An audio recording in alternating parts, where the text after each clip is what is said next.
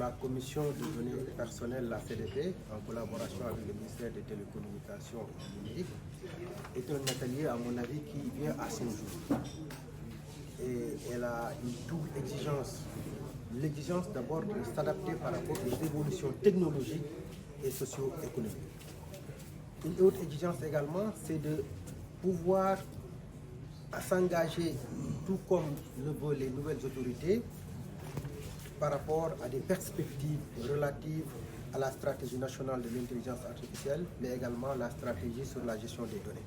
Tout cela fait que depuis 2019, la CDP avait commencé à initier une réforme des textes relatifs à la protection des données, et ces textes-là ont eu un parcours assez long dans le passé.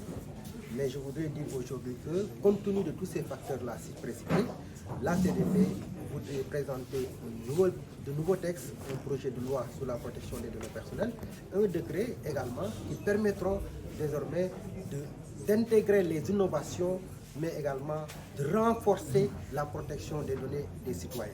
Renforcer la protection des données des citoyens, des données personnelles des citoyens, c'est tout simplement par rapport aux nouvelles menaces relatives à la disons, à l'IA, au big data, à la robotique et autres, le blockchain.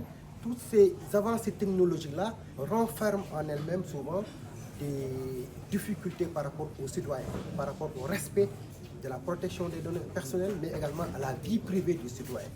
Alors la CDP, qui est l'institution incontournable en la matière, essaye de réviser tous ces textes-là pour pouvoir, comme je disais tantôt, s'adapter, mais surtout de pouvoir renforcer la protection des données des citoyens. On a constaté que ces derniers temps, ce qu'on appelle les liveurs avec des données personnelles, en tout cas, supposées données personnelles qui sont exposées à travers les réseaux sociaux. Est-ce que cette nouvelle loi va prendre en compte? Oui, là, déjà la CDP est une institution qui a pour compétence de protéger tout ce qui est données personnelles. Les données personnelles, schématiquement, c'est ce qui vous identifie, votre prénom et nom, votre photo, votre vidéo, votre empreinte digitale, etc., etc. Tout ça, ce sont des données personnelles et la CDP veille à la collecte et la protection de ces données personnelles.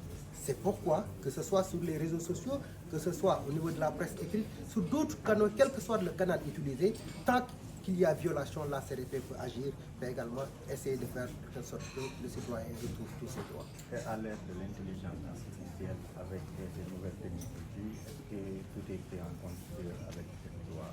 Voilà, je le disais tantôt, l'enjeu surtout par rapport au développement de l'intelligence artificielle. Au-delà de l'intelligence artificielle, des technologies émergentes, la robotique, l'utilisation des drones, beaucoup de choses vont révolutionner aujourd'hui le monde.